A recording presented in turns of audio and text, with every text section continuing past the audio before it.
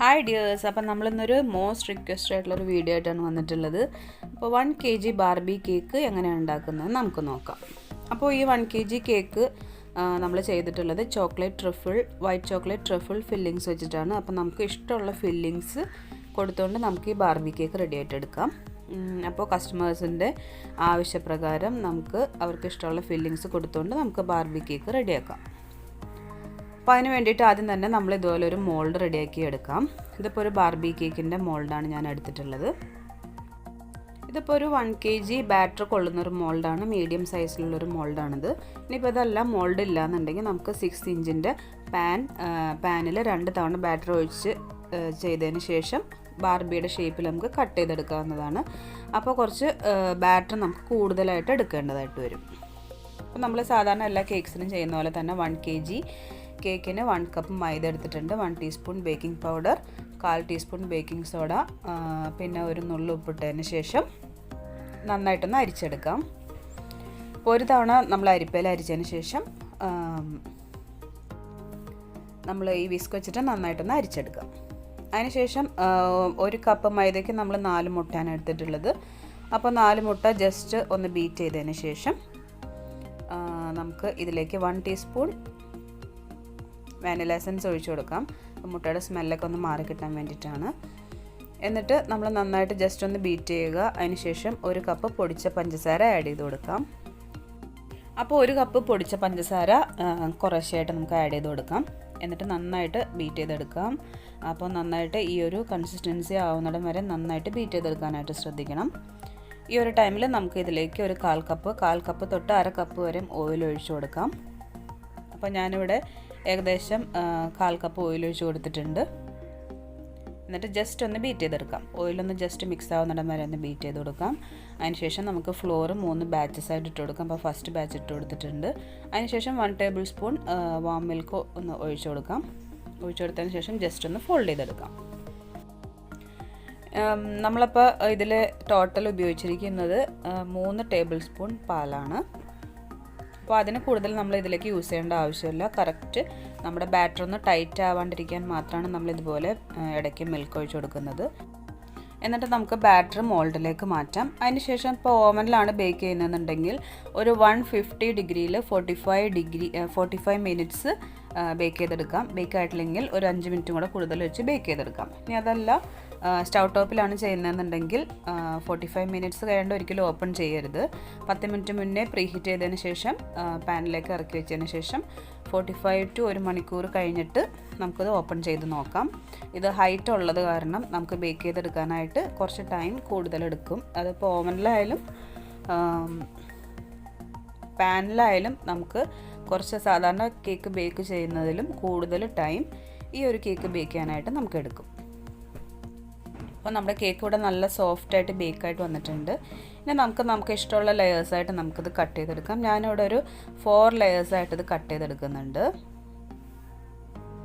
ഇനി നമുക്ക് ഒരു കേക്ക് ബോർഡ് വെച്ചതിന് ശേഷം കുറച്ച് ക്രീം അപ്ലൈ ചെയ്തിട്ട് കേക്ക് ഐസിങ് ചെയ്യാനായിട്ട് തുടങ്ങാം. അപ്പോൾ നമ്മൾ ഏറ്റവും ടോപ്പിലുള്ള വലിയ പീസ് നമ്മൾ താഴെ വയ്ക്കാനായിട്ട് ശ്രദ്ധിക്കുക. അതിനുശേഷം നമ്മളിവിടെ ഉപയോഗിച്ചിരിക്കുന്നത് വൈറ്റ് ചോക്ലേറ്റ് ട്രിഫിൾ ഫില്ലിങ്സ് ആണ്. അതായത് വൈറ്റ് ചോക്ലേറ്റ് ഗനാഷ് നമ്മൾ വിപ്പിംഗ് ക്രീമിലേക്ക് ആഡ് ചെയ്തിട്ടുള്ള ഫില്ലിംഗ് ആണ് ആഡ് ചെയ്തിട്ടുള്ളത്. അപ്പോൾ കസ്റ്റമേഴ്സിൻ്റെ ഇഷ്ടമനുസരിച്ച് അവർ പറയുന്ന എല്ലാ ഫില്ലിങ്സും വെച്ചിട്ട് നമുക്ക് കേക്ക് റെഡിയാക്കി എടുക്കാവുന്നതാണ്. അപ്പോൾ നമ്മൾ അതിന് ശേഷം ക്രീം അപ്ലൈ ചെയ്തതിന് ശേഷം കുറച്ച് ചോക്ലേറ്റ് ഫില്ലിങ്സോ അല്ലെങ്കിൽ നമ്മുടെ ഇഷ്ടമനുസരിച്ച് കുറച്ച് നട്ട്സൊക്കെ നമുക്ക് ഇട്ട് കൊടുത്ത് നമുക്കത് റെഡിയാക്കി എടുക്കാം. ഇനി നമ്മൾ ക്രം കോട്ട് ചെയ്തതിന് ശേഷം ഇത് ഫ്രിഡ്ജിൽ ഒരു 1/2 മണിക്കൂറൊന്ന് വെച്ച് തണുപ്പിച്ചെടുക്കാം. അതിനുശേഷം നമ്മൾ ഇതുപോലെ ഒരു ബാർബി എടുക്കുക. ഇപ്പോൾ 1/4 ഉള്ള ബാർബി ആണെങ്കിൽ നമ്മൾ ഇതുപോലൊരു പ്ലാസ്റ്റിക്കിൻ്റെ റാപ്പ് ചുറ്റിയതിന് ശേഷം നമ്മളിതുപോലെ കേക്കിലേക്ക് ഇറക്കി വയ്ക്കാം. അപ്പോൾ കേക്കിലേക്ക് ഇറക്കി വയ്ക്കുന്ന ടൈമിൽ നമ്മൾ കേക്കിൻ്റെ നടുവിലെ ഭാഗം ജസ്റ്റ് ഒന്ന് എടുത്ത് കളയാനായിട്ട് ശ്രദ്ധിക്കണം. അല്ലെങ്കിൽ നമ്മൾ കേക്കിലേക്ക് ഇൻസേർട്ട് ചെയ്യുന്ന ടൈമിൽ കേക്ക് ഇങ്ങനെ വിണ്ടു പോകാനുള്ള ചാൻസ് ഉണ്ട്. അതല്ല ഇപ്പോൾ ചില ബാർബീസ് നമുക്ക് ഇപ്പോൾ അവൈലബിൾ ആയിട്ടുള്ള ബാർബീസിനെല്ലാം ഇങ്ങനെ കാലില്ലാത്ത ടൈപ്പാണ്. അപ്പോൾ നമുക്ക് ഇതിലേക്ക് ഇൻസേർട്ട് ചെയ്ത് വയ്ക്കാനായിട്ട് എളുപ്പമാണ്. അപ്പോൾ നമ്മളിത് ഫ്രിഡ്ജിൽ വെച്ച് നന്നായിട്ട് തണുപ്പിച്ചെടുത്ത് കേക്ക് ഇവിടെ റെഡി ആയിട്ടുണ്ട്. അപ്പോൾ നമ്മൾ ബാലൻസ് ക്രീമിലേക്ക് നമ്മൾ കളറല്ല ഇവിടെ ആഡ് ചെയ്തിരിക്കുന്നത്. നമ്മൾ ടൈഗറിൻ്റെ മാംഗോ എസൻസ് ആണ് കുറച്ച് ആഡ് ചെയ്തിട്ടുള്ളത്. അപ്പോൾ കളർ ആഡ് ചെയ്യാൻ ഇഷ്ടമുള്ളവർക്ക് അങ്ങനെ ചെയ്യാം. ഇപ്പോൾ കളർ ആഡ് ചെയ്യാൻ ഇഷ്ടമല്ലാത്തവർക്ക് ഇതുപോലെ മാംഗോ എസൻസോ അല്ലെങ്കിൽ ഹേസൽനട്ട് എസൻസ് നമ്മുടെ ഇഷ്ടമുള്ള ഫ്ലേവർ നമുക്ക് ആഡ് ചെയ്താൽ ഇതുപോലെ ലൈറ്റ് കളേഴ്സ് നമുക്ക് കിട്ടുന്നതാണ്. അപ്പോൾ ചില കളേഴ്സ് നമ്മൾ ആഡ് ചെയ്യുന്ന ടൈമിൽ കുറച്ച് ബിറ്റർ ടേസ്റ്റ് കളറിന് കയറി വരാറുണ്ട്. അപ്പോൾ എല്ലാവരും ഒന്ന് ടെസ്റ്റ് ചെയ്തതിന് ശേഷം മാത്രം ഇതുപോലെ ഡീപ്പ് കളേഴ്സ് ആഡ് ചെയ്യാനായിട്ട് ശ്രദ്ധിക്കണം. അപ്പോൾ നമ്മളിവിടെ ഒരു റോസ് പെറ്റലാണ് എടുത്തിട്ടുള്ളത്. സ്ട്രെയിറ്റ് ആയിട്ടുള്ളൊരു റോസ് പെറ്റലിൻ്റെ നോസിലാണ് എടുത്തിട്ടുള്ളത്. അപ്പോൾ അത് വെച്ചിട്ട് തിന്നായിട്ടുള്ള ഭാഗം നമ്മൾ താഴത്തേക്ക് വരാവുന്ന രീതിയിൽ ഇതുപോലെ ഒന്ന് ഡെക്കറേറ്റ് ചെയ്തെടുക്കാം. അപ്പോൾ ഇതുപോലെയാണ് നമ്മൾ ഡെക്കറേറ്റ് ചെയ്യുന്നത്. അപ്പോൾ ഇത് ചെയ്യുന്ന ടൈമിൽ കൈ ജസ്റ്റ് ഒന്ന് ഷേക്കാക്കി കൊടുത്താൽ നമുക്ക് ഈ ഡിസൈൻ കിട്ടുന്നതാണ്. അപ്പോൾ ഡിസൈൻ എല്ലാം നമ്മുടെ ഇഷ്ടമനുസരിച്ച് നമുക്ക് ചെയ്യാം. അപ്പോൾ സ്റ്റാർ നോസിലിടാണെങ്കിൽ നമുക്ക് റൗണ്ട് വരച്ചതിന് ശേഷം ഫുള്ളായിട്ട് റൗണ്ട് സ്റ്റാർസ് റോസറ്റ്സ് നമുക്ക് കവർ ചെയ്തെടുക്കാം. എല്ലാം നമ്മുടെ ഇഷ്ടമനുസരിച്ച് നമുക്ക് ചെയ്തെടുക്കാം.